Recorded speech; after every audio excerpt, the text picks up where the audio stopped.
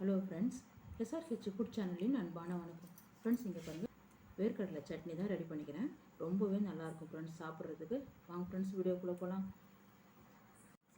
Friends, இங்கே பாருங்கள், வேர்க்கடலை சட்னி சீக்கிரமாக நம்ம ரெடி பண்ணிடலாம். இட்லி வேகிற டைமில் சட்னி சீக்கிரமாக நம்ம ரெடி பண்ணிடலாம். இங்கே பாருங்கள், நான் இட்லிக்கு தான் ரெடி பண்ணியிருக்கேன். ஃப்ரெண்ட்ஸ், இங்கே பாருங்கள், இட்லிக்கு தான் சட்னி ரெடி பண்ணியிருக்கேன். ரொம்பவே நல்லாயிருக்கும் ஃப்ரெண்ட்ஸ். இங்கே பாருங்கள், இட்லி நல்லா நைஸாக இருக்குது பாருங்கள். இங்கே பாருங்கள் ஃப்ரெண்ட்ஸ், நல்லா சூடான இட்லிக்கு இந்த சட்னி இங்கே பாருங்கள், தொட்டு சாப்பிட்றதுக்கு அவ்வளோ ஒரு சூப்பராக இருக்கும் ஃப்ரெண்ட்ஸ்.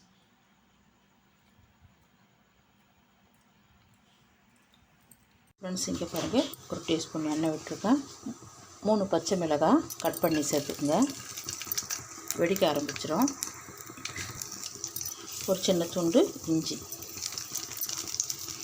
கட் பண்ணி சேர்த்துக்கிறேன். ஒரு 4 பல் பூண்டு. இஞ்சி கொஞ்சம் கூடுதலாகவும் பூண்டு கொஞ்சம் நல்லா வதங்கட்டும். ஒரு 3 நிமிஷம் நல்லா வதங்கட்டும், பச்சை வாசனை போகட்டும். இங்கே பாருங்கள், ஒரு 1/2 நெல்லிக்காய் சேர்த்து புளி, கொஞ்சமாக கொத்தமல்லி இலை,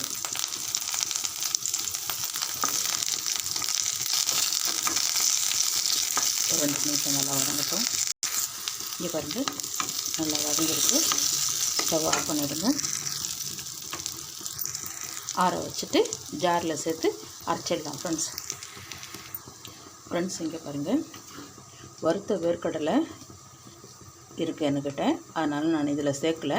வறுக்காமல் வேர்க்கடலையாக இருந்தால் இப்போ சேர்த்து ஒரு 3 நிமிஷம் இது கூடயே, இது வதக்கியிருக்கிறேன் பாருங்கள், இது கூடயே சேர்த்து நல்லா ஒரு 3 நிமிஷம் வதக்கி விட்டுட்டு அதுக்கப்புறம் சேர்த்துக்குங்க. அதுக்கப்புறம் ஜாரில் சேர்த்து அரைச்சிடலாம் ஃப்ரெண்ட்ஸ். இங்கே பாருங்கள், எல்லாமே சேர்த்துட்டேன், ஜாரில் சேர்த்துருக்கேன். இது கூடவே வறுத்த வேர்க்கடலை இருக்குது இல்லையா, இதுவும் சேர்த்து அப்படியே ஒன்றாவே சேர்த்து தண்ணி கொஞ்சம் விட்டு அரைச்சிடலாம் ஃப்ரெண்ட்ஸ். நம்ம சட்னி எப்படி அரைக்கிறோமோ அதே அளவுக்கு, ரொம்ப நைஸாகவும் இல்லாமல் கொரகொரப்பாகவும் இல்லாமல் நடு பதமாக இருக்குது பாருங்கள். சட்னிக்கு அப்படி இருந்தால் தான் நல்லாயிருக்கும். அது மாதிரி அரைச்சிடலாம். இங்கே பாருங்கள், தோல் ஒன்றும் பாதியமாக இருந்தால் பரவாயில்ல. சட்னிக்கு தகுந்த கல் உப்பு. இங்கே பாருங்கள், சட்னி நல்லா அரைச்சிருக்கிறேன். இந்த அளவுக்கு இருக்கணும். நம்ம ஒரு தாளிப்பு கொடுத்துடலாம் ஃப்ரெண்ட்ஸ். இங்கே பாருங்கள், நம்ம வதக்கணும் இல்லையா, அதே வானல் தான். ஒரு டீஸ்பூன் எண்ணெய் விட்டுருக்கேன். கடுகு உளுத்தம்பருப்பு 1/2 டீஸ்பூன், கொஞ்சம் கூடுதலாக இருக்கட்டும் கடுகு உளுத்தம்பருப்பு. பாருங்கள், ஒரு சிட்டிகை சீரகம் அமைச்சிடுது. இந்த டைமில் கருவேப்பிலை கொஞ்சம், அவ்வளோதான். ஸ்டவ் ஆஃப் பண்ணிடுங்க.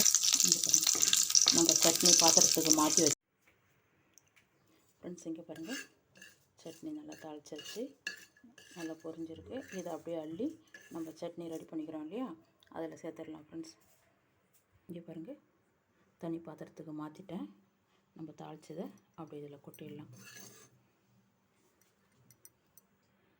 இங்கே பாருங்கள், எல்லாமே சேர்த்தாச்சு. அவ்வளோதான் ஃப்ரெண்ட்ஸ். நல்லா கலந்து விடுங்க. உப்பு கரெக்டாக இருக்கான்னு பார்த்து செக் பண்ணிக்கங்க.